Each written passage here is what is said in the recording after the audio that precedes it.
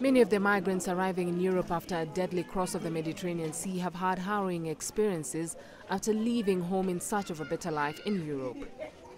Abdullah also was driven for weeks through the Sahara after being captured by traffickers. He says he and many other migrants were treated like livestock by their captors.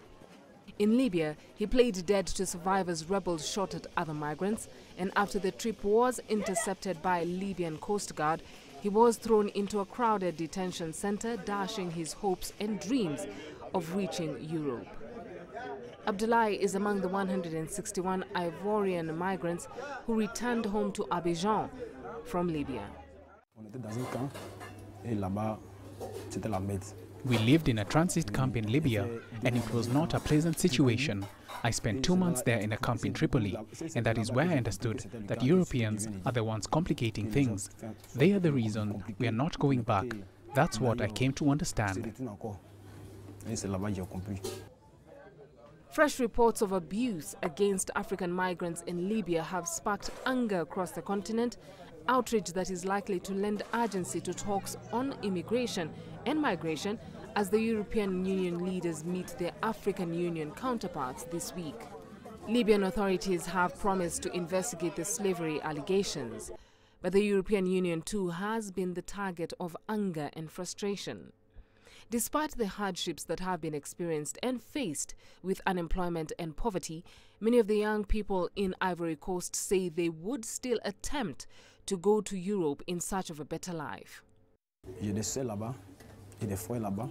I have Ivorian brothers and sisters who are still living there.